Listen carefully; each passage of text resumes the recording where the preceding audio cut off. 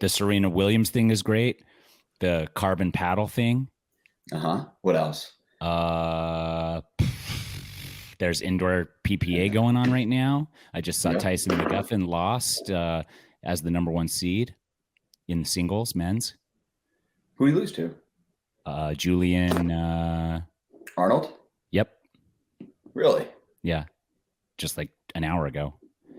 And I don't know who's one. And Ryan Sherry is 2nd seed, and Frank Anthony Davis, our third seed. I don't know why I said our 3rd seed, because he has like 3 first names. That's why. Frank Anthony Davis, our 3rd seed. So 2nd and 3rd seed. And I left right before match point, where I think 3rd game, and Ryan Sherry was up 10-9. So I don't know. We could find out right now who won. Oh, so he didn't. I mean, yeah, whatever. What? It's a really light draw. I was looking at the wow, bracket, dude, like, shots fired. Well, I mean, it is. I was looking at bros. You listening to this? Are you listening to Thomas? You guys are out there battling for the prize, and Thomas is saying that it's easy out there, easy in those pickleball indoor streets. I've had a stressful week. I'm slinging it. You know what else I want to say? Yeah. Is it directed at me? No, this guy. Okay. This guy took the first game off Tyson this morning, and I want to say that somebody should disqualify him because his clothes were too small. Oh, I saw that, but he was super tall. He was super tall, though. Yeah, he was jacked, and it's like, all right, so like you like the 5-inch inseam, yeah. You like the 5-inch inseam. Mm-hmm. Tyson McGuffin wears a 5-inch inseam. Kind of taller than Tyson McGuffin. It looks shorter on me. This guy he's far too big. Yeah, his quads are jacked. Yeah. And he's wearing like a tank, and also the tank was not loose fitting. Yeah. All right. You got to have a loose fitting tank to swing that paddle. That was probably his problem. Yeah, that's why he didn't pull it out. But I think he beat Tyson like 11-2 first game, which was. I can't even go to sleep if my clothes are too tight, dude. Sometimes I'll get up and change my underwear just because they're too tight, and I'm like, I got to have looser underwear to sleep in. So all right, that's a little bit about me. Yeah, nice. Thank you.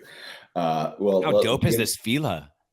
It's a short-sleeved velour zip-up. Oh, I assumed it was like a jacket. No. It's a warm-up. Pretty dope, huh? Yeah. You might have to put some more clothes on. Too much sex appeal going on right now. You think so? Just like the guy that was battling Tyson McGuffin earlier today? I'm going to disqualify you from this podcast. Don't. Please don't. Okay. I want to give people a little bit of context here, though. Yeah. So I'm on headphones. I'm in Michigan. I was traveling last second. So this is kind of we probably only go like 30, 45 minutes today. Yeah. But we wanted to get something out, even though we are in disarray today. Yeah. But there's a lot of news. So I think we can still make a great episode. I think so. And it just proves our adaptability. Like on the fly, on the go, in the midst of crisis. We're still able to pull something out. Something, not just something, but probably something, some grade A gold content. Yeah. Here's the thing. I get to go play pickleball after this too. So that's cool. Oh, I'm so jealous, dude. But I'll tell you, all right. So I didn't just start writing a pickleball newsletter and do this and grow the Dink into what it is. I live the life. Okay. Mm-hmm. My family lives the life. So my dad was supposed to play in the US Open this past weekend. Right. And so I call him on Monday, and I'm still thinking like, all right, I got to book a flight because I'm the last second flight booker. I do it every time. To Florida to watch your dad. Yep. And to just help out with the US Open too. We were going to help Pickleball Channel with some stuff. Okay. And my grandpa was supposed to play. He's 85. My dad's 62. And on Monday, I call my dad and I go, what day are you getting there? And he goes, I'm not going. I go, what? And he said he was having chest pains or, he was having shortness of breath or whatever. And we were like, all right, well, you got to go in. You got to get that checked out. And I was like, is grandpa still going? 85. Mm-hmm. He goes, nope. Sounds like he dropped out too. And I go, well, what the heck? I think he just wasn't up for it. And you weren't you didn't call him quitters or anything. You were like, okay, that's fine. I did not. I was like, you guys take care of yourselves. Like, yeah. I was like, figure yourselves out. Okay. So anyway, so my dad goes on this past Monday, right? So he doesn't play in the US Open. Yeah. This past Monday, he goes in to get his like a CT scan or something, and they notice blockages. So all of a sudden, within a span of a few hours, he's going in for open heart surgery. So I jump on a flight. I've been in the hospital with him all week. He's doing phenomenally. And when he did get out of surgery, you know what the first thing he said to me was? I want a Diet Coke. Close. he Steak and eggs. Steak and eggs. Diet Coke. So he has been offering all the nurses $1,000 for a Diet Coke. Wow. Okay. But he looked at me and the first thing he said was, "Want to go play pickle tomorrow?" Ooh. And I wasn't sure if he was making a joke or if he was like still too drugged up. But I think he was making a joke. He's been in good spirits. So all is well, but I am back in Michigan. And I played pickleball last night for the first time in forever. And I'm playing tonight too. So that sounds so dope. Week's looking up. I'm unable to talk about certain things at this juncture, but I was not able to pick up a pickleball paddle for almost 6 weeks. And upon my return, it felt very weird and foreign to put a paddle in my hand. And I'm very happy to be back on the courts. I'm really, really happy. But like the first day I was like, all the things I had built and all the talents, like easily close to a 7-0. Like Duper was having a hard time categorizing me somewhere.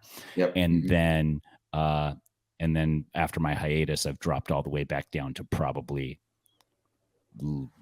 maybe under a 4-0. I like it. I'm just realizing I don't even know what ads we're supposed to do. I am personally in disarray. Talk to me about it. It's our Forever Hydration Relight.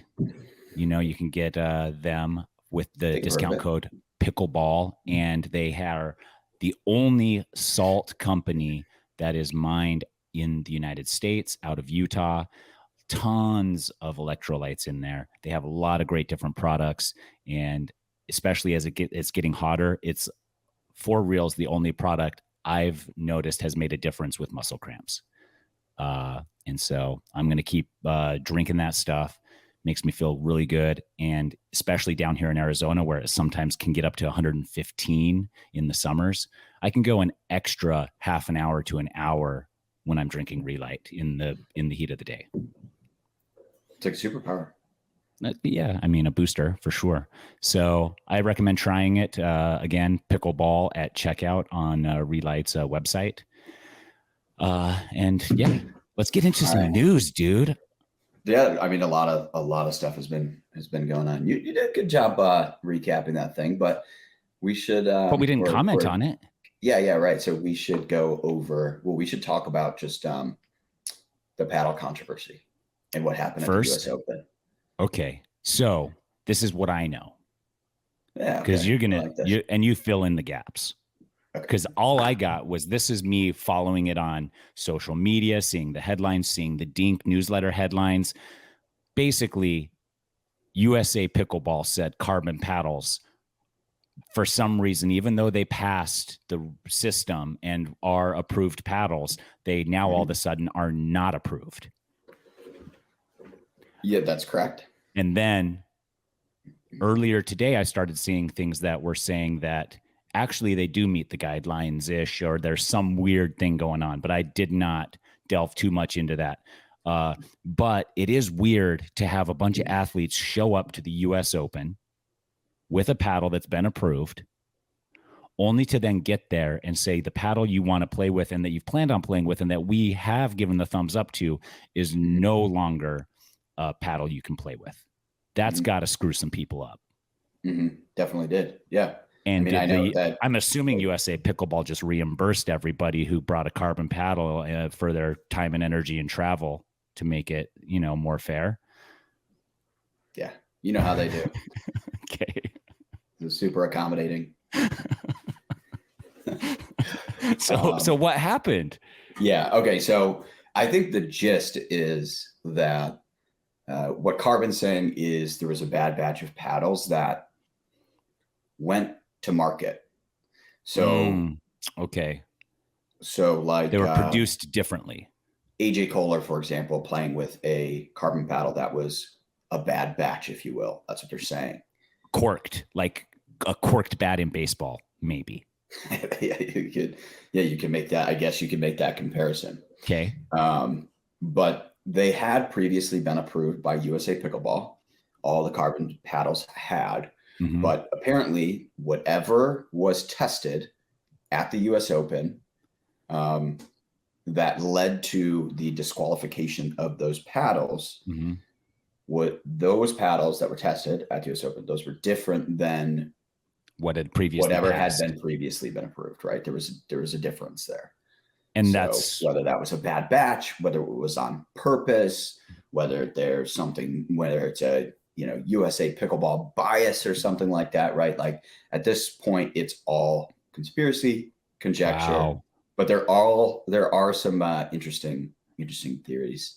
Well, some fun assumptions being made. I mean, we go to the corked bats thing. Like there's a paddle gets approved based on the design. But then who's overseeing that is replicated every single time and not changed and manipulated a little bit in production? Like that definitely is something that, especially as the sport grows, is going to have to be policed more, right?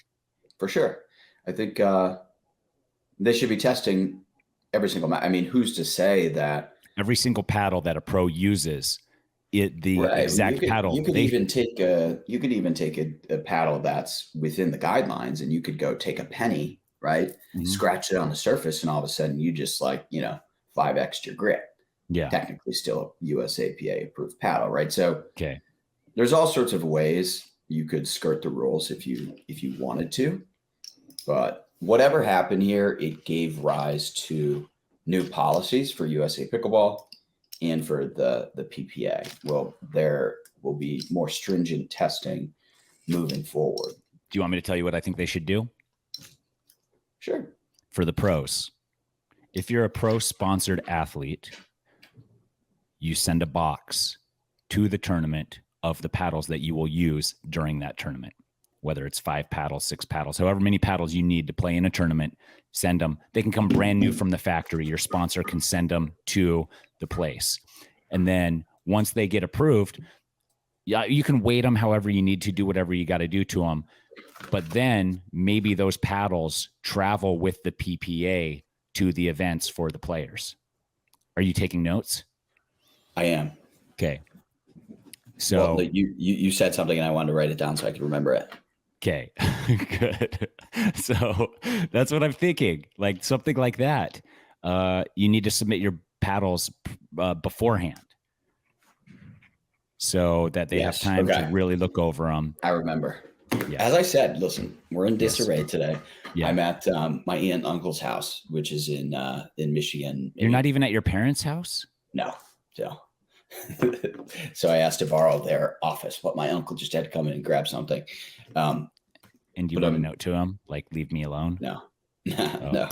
I actually wrote down the fact that you were saying, like, okay, so the players should send in their paddles or whatever. So the PPA, their new policy is they are shifting the onus onto the players themselves, where they're actually opening up like a 2-hour window before each event where players can go and voluntarily test their paddles. Because this is totally optional, right? Like they wouldn't have to. But if they don't, and then they go play with something that is later deemed illegal because maybe somebody challenged it or was some other reason for it to be tested, they'll get in trouble. Okay. There's like a number of sanctions, and let me read them because otherwise I'm going to butcher this. Ready? Yes. So a policy passed the Pro Player Council vote unanimously last night, and this will be implemented 5/15, right? So the 15th of May, so in 10 days. Players can only use paddles on a USA Pickleball approved list. The PPA will hold open testing for each pro singles and doubles event. Players can utilize these testing windows to ensure that their paddles are in compliance. The PPA has the right to challenge paddle compliance at its sole discretion. At any point during, before, or after a match, a player may challenge the compliance of an opponent's paddle. The match continues, and at match end, players must hand their paddles to officials for testing prior to leaving the court or risk forfeiture and further disciplinary action. An illegal paddle results in a forfeit. If the paddle is deemed legal, the challenging player must pay a $250 paddle testing fee, which is interesting. For the second offense, assuming that the paddle was found to be illegal, any player caught using an illegal paddle twice in a 180-day period will be suspended from PPA events for 90 days and then face 90 days of probation. If a player is, if a paddle is tested again within those 90 days and a player has a third offense, they'll be banned from the PPA indefinitely. And again, it's kind of like up to the PPA's discretion, right? No, I don't like this. I'll tell you why. It's putting too much on the player when it might be the producer of the paddle's fault. It might be the production of the paddle. So like getting caught like a couple times, it's like cross-contamination with performance enhancing drugs. Like some factories that produce vitamins also produce like some things that will help make you test positive on a drug ban list. And it's not necessarily your fault. So I think that they need to just be more direct with it with every player and say, everybody submit your paddles in a box with your name on it. Those are the paddles you get for the tournament, however many you need. Weight them however you do, whatever you got to do to them. They still got to be legal. We're going to test each and every one, or we're going to randomly test boxes of them. They don't even have to test all of them at that point. If everybody's submitting them, they test 10% of them and then they play. But doesn't that accomplish the same thing? Well, the thing is they're putting too much on the player here when it could be a production blip. Like, let's say you're playing with a paddle that's like stock off the shelf. Yeah, so it's your responsibility to just go get your paddle tested before playing. And if you get it tested before playing and it fails, then you have to find another paddle. And there's no repercussions for that. And they'll test it for free. There's no $250 charge. Yeah. So they're discouraging people from challenging somebody's paddle that they are suspect of, which is also a problem. Well, they're discouraging unnecessary challenges, but if you face a $250 fine, you're probably already unlikely to challenge another player's paddle just because like it's like the look. If I'm a player, I'm not gonna. It's like if I'm playing pickup basketball, I never call foul, even if you like hack me. I'm just not gonna do it. Right? They should just randomly. They should just randomly test paddles. Like a lot of sports drug testing, like if somebody has like a crazy performance or something, they take like, they choose like 10, 15% of the field and just test their paddles at random. Well, seven out of 7 of the players voted on this. So apparently they liked it and there was something about it. Do you think 7 players is a big enough sample size? I mean, who knows? I'm just curious, like what the ultimate goal is. Like, what were they driving at? So when you create this policy, what's the ultimate outcome that you're looking for? It sounds like they're just trying to figure out a way to be able to hold players accountable, but I don't think it's about accountability, right? The goal should be eliminate illegal paddles from a match. Right? Correct. Fair play. So that should be the focal point, not necessarily being able to like punish a player. So I think maybe the way it's structured is a little bit odd, but either way, I feel like this is sort of this is not really going to be a big deal moving forward. Like, it's not going to happen again. I think like basically the slap on the wrist for carbon is going to make other brands realize that like, okay, we can't push the limits and we got to be a little bit smarter about what we sell and what paddles we put in the hands of who. Sure. But I think this way the sport is going, and as there's more money involved, individuals themselves are going to look for any advantage they can get. And if they can get away with playing with a paddle that may not pass all of the testings, they could do it. It happens in every sport. It's human nature. I think all of this has a long way to go, and it's going to evolve. And this is just kind of like the first pass. Yeah, this is the first. Like this is where like. And I saw Eula or Jula came out with a statement too. Did they have an issue with some of their paddles being tested? Yeah. So how do you pronounce that? Yola. So so I was texting one of the guys over there because I was like, all right, let's hear it from you. I'm not going to listen to what these people are saying online. So basically somebody went with a USA Pickleball official at the tournament behind the scenes and unofficially tested a Jula paddle. from my understanding, if I'm wrong about this, I'm sorry, but essentially the way a test works is you don't just test one, you test 6. You get a read for each of those 6, and then you take an average of those 6. Because there's going to be small discrepancies between each paddle in production, whether it's a 2% difference up or down. Right. Yeah. And then there's also field tests versus lab tests. Now, lab tests are the ultimate decider. So a field test is sort of like, it's the test to say, should we send it to the lab for the official test? So anything in the field is essentially irrelevant, especially because it's not in a lab, which is the official testing process. And you're not doing the correct way of doing it, right? Which is like the 6 paddles, and then take the average, whatever procedure they typically do. I'm sure there are probably some other things that differed, but essentially they tested this one Jula paddle, and it came back illegal in the video. And the USA Pickleball guy is saying like, yeah, it's illegal. And you can tell that they didn't realize they were on camera. So somebody's taking a video of this. Now, many people think it's a certain pro. I'm pretty sure it is that certain pro because I recognize his voice in the video. Okay. But then this video gets released out to the public, and everyone's like, oh, so USA Pickleball wants to go after Carbon, but won't go after Yola because the number one player plays with Yola, and you don't want to screw over the number one. So there's all that type of conjecture going on as well. But I think in my defense of Yola, it's like, all right, well, all of their paddles are approved. It sounds like USAPA did some behind the scenes testing that they didn't talk about in public, that people don't know about, of the Yola paddles, just to be sure, at the tournament. And they determined that they're still within the guidelines. And they allowed Yola to continue to be played at the tournament. And the USA Pickleball continues to say that Yola is in compliance and there's no issue there. So I would say that just Yola's a business. Until it's certified otherwise, it's not really fair to be like, oh, I think this, I think that. But I do get why, given the sloppiness of the way this situation was handled altogether, there's all these conspiracies and conjecture and different things flying around. So I don't know. Wow. It's interesting. And apparently a lot of people are very interested in it because our newsletter had more opens than I've ever seen. It was crazy. Wow. You got the perfect clickbait this time. It's great. One paddle company finds a way to defeat the system.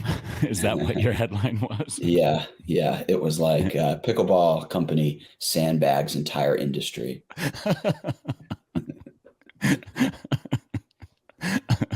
Well, I've never had an issue with any of my Gamma paddles, and I love them. So I'll stick with those. But it is an interesting time. And I think that it's, like I said earlier, as the sport gets more competitive and there's more money involved, people are going to go through to greater lengths to gain any advantage, sometime ill-gotten, and that's just the nature of sport and humankind. And there's no way around it other than to counter whatever things you're seeing happening. So something has to happen before a guideline can be put in place. So this is that moment for these paddles.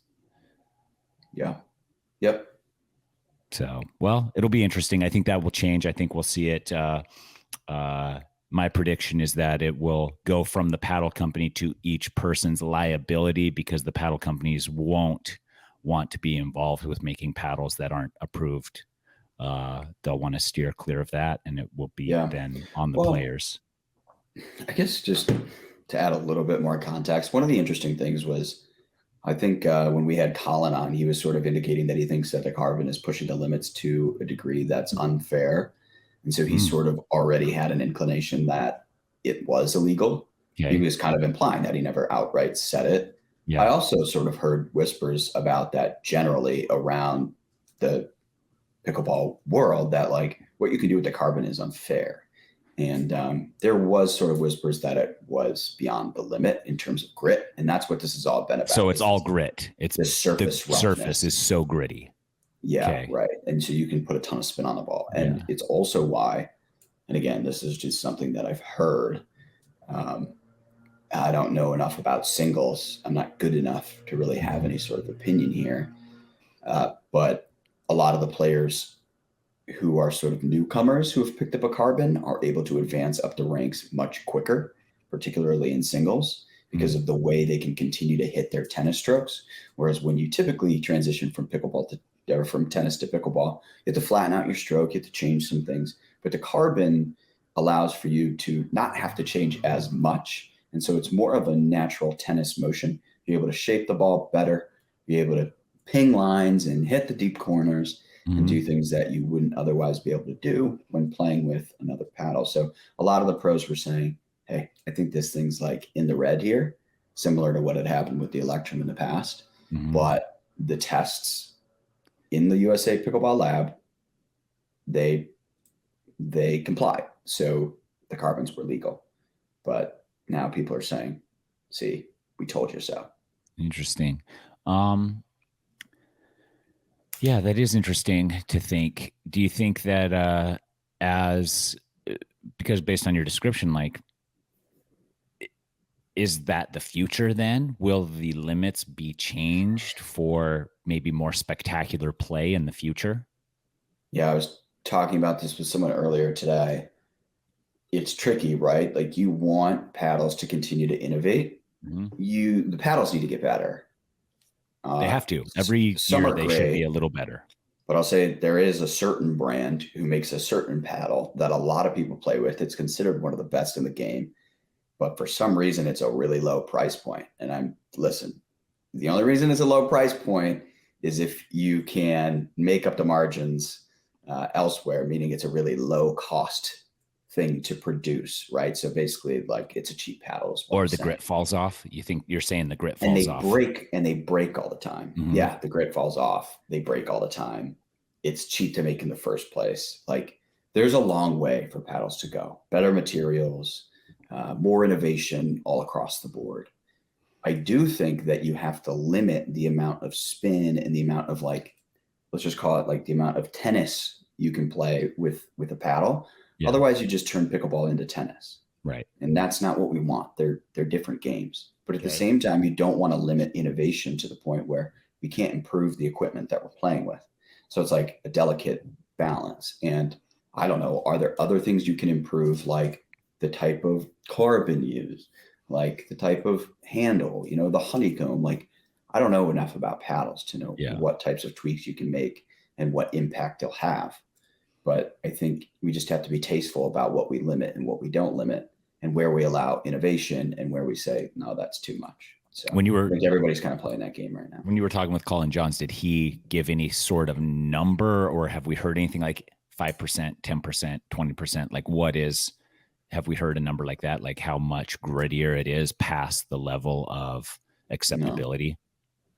I feel like he did say some sort of number, but I can't remember. Okay. Well, yeah. Hopefully we get it all sorted, because we like fair play, even though we know that everyone's going to push the limits. Here at the Pickle Pod, we like fair play. Okay. Get that on the record. Next news, Serena Williams and Ellen DeGeneres talk about pickleball on the Ellen DeGeneres show, tease Serena coming into pickleball. And I think if pickleball grows 100 times what it currently is within the next couple months, we will see Serena Williams at a pro tournament. Maybe down the road. To be honest with you, I think this is kind of like, all right, so back when I first started writing the newsletter, if anybody on TV mentioned pickleball, I was like, they mentioned pickleball, because it was like there wasn't that much news. Now you have to. So we had to go find the news, right? Yeah. In this scenario, I think it's kind of one of those circumstances where it's like, okay, it's a massive stage. It's the biggest tennis player in the world. And it's really cool that she's talking about and acknowledging pickleball. And not only pickleball, but that there is a pro tour. Yes. However, I think there is zero shot that we see her on a pickleball court in any sort of competitive capacity anytime soon. So I think that's totally overblown, but it is fun to just kind of like imagine her going out there and absolutely crushing everybody. Yeah, with a carbon paddle. With a carbon paddle. That's what I'm saying, though, is if she picked up a carbon paddle, I think she could, like, she's a gold medal. I'll give her as many gamma paddles as she wants. I also think, like you mentioned, like, anytime pickleball is mentioned in the media anywhere, it was newsworthy. Now I think it's almost becoming trendy. Like so many shows are like, we're going to go play pickleball. So now it's like people are picking up on it, and writers and talk show hosts and everything are like, now we have to mention pickleball because such a large percentage of our audience enjoys pickleball that they're going to get a rise out of it. And it's so new that anybody who recognizes the pickleball reference immediately gets excited. Yeah, right. It's very close to becoming cliche. Yeah, I like it. We've still got 2 years to go of this, where it's like it's just like aggressively inserted into like everywhere. Lines. Yeah. well, we're here. So we're already here. Yeah. What other I did I did survey our readers though, and I was just like, all right, like, who do you like more, Tyson or Thomas? Oh, yeah, no. I'm not going to reveal the results of that one. Okay. Let's hear the Serena Williams one. It was just like, all right, so Serena Williams, let's just assume she's only stepped on a court one time. So she's hit a pickleball. Mm-hmm. What do you think her baseline rating is? Is it, 3.0 to 4? Is it 4 to 4.5, 4.5 to 5? Is it above 5.0? How much? What do you think most people said? Like, where do you think people kind of? Oh, probably like 4 or 5. Yeah. So but I think there's more to it. Like if she's not familiar with how the sport moves, then she's going to be lower because she's going to keep just trying to smash the ball. It depends on, this is the whole thing though. It's like, it depends on singles or doubles. And it also depends on singles or doubles. But I think that most readers probably put her at like a 4 or 5. Yeah. I was surprised. Like the highest percentage was 5.0 plus. Really? People gave her a lot of credit. Yeah. Right out of the gate. Yeah. I guess I should have specified in the survey whether we were talking about singles or doubles. And also how much knowledge she has of the sport. Like, has she seen the sport? Has she watched professional? Has she does she know about dinking? Does she know the rules? Like there's so much. Yeah. So the only like criteria I gave was that she's been on a pickleball court and played it one time. Yeah. So. Yeah. I think that's, you learn. My survey will be better next time. Well, I think that's very, now that I think about it. Still very generous, I think, of your readers to put her at a 5.0 plus. I think so too. Day 2 of her pickleball career. Right. If she ever comes to play pickleball, this is my prediction. She trains in secret for like 6 months till she is certain that she is one of the top players in the world, and then shows up. I don't think it would be hard for her. All right. Yes. Let's see. Wait, why did you have a 33 million view video on YouTube of like you as a Star Wars character? What was happening there? Pretty dope, right? I mean, I didn't watch it. It was just you didn't? All I did was I like saw it. I saw the thumbnail or whatever, and I just wrote down 33 million video, like to ask you about it. Like, oh yeah. So this is probably about 10 years ago. I have friends who make viral videos. They specialized in viral videos back then. And their whole thing was, this is 3.3 million views per year, just before, Yeah. But it got like 10 million views overnight. It was all over the news. It was like people were calling me from all over the country as we launched this video on YouTube. And basically their formula is something relevant to Star Wars news in the moment, combined with the most popularly viewed music video on YouTube in that time, and done really well. And that's what we did. So we did Gautier's Somebody That I Used to Know, combined with Star Wars. Star Wars That I Used to Know, as I think George Lucas re-released the originals, but had made some changes to them. And people were upset about that. And so every year, May 4th, it like pops off again. Yeah. Well, May 4th, I just shared it. It doesn't really pop off. But like, if you read down the comments, people are like, that's Tyson from Survivor. Oh my God. Like people are losing their minds. And it's just like another resume thing. Like, am I the most interesting man in the world? I'm getting close. You do have a hell of a resume. It's quite eclectic. Right. Well, Well, somebody had to live this life. I guess I may as well be me. It sounds like you might be adding. I don't know if I can reveal this. Not yet. You can't reveal anything yet. Okay. All right. Well, we'll talk about it on next episode. You have Will one we? more thing coming on your resume. Me too. Yeah. You do too? Oh, we can talk about it. Yeah. Well, let's wait. But it's coming up. I like building up to suspense. Yeah. Yeah. Next week we'll make the big reveal. Yeah. All right. I wrote down a lot. I wrote down a lot of stuff. Good. So now I'm having option paralysis. I'm like, I don't know which one I want to talk about. Oh man. I've been fighting a lot of people on Twitter. You have? You've been battling on Twitter?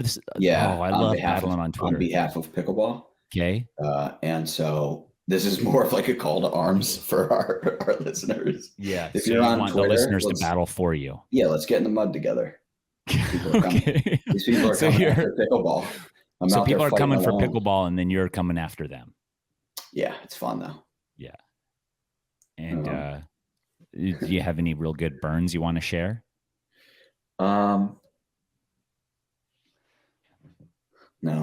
I actually wanted to, next time we have a pro on, also for our listeners and for the pros that listen, if you want to join us as a guest, pros, let us know. We'll throw you on here, goof around for half an hour. And if you are a listener that isn't a pro, your chances are slimmer, but you could also recommend a pro you'd really like to hear from. Yeah, for sure.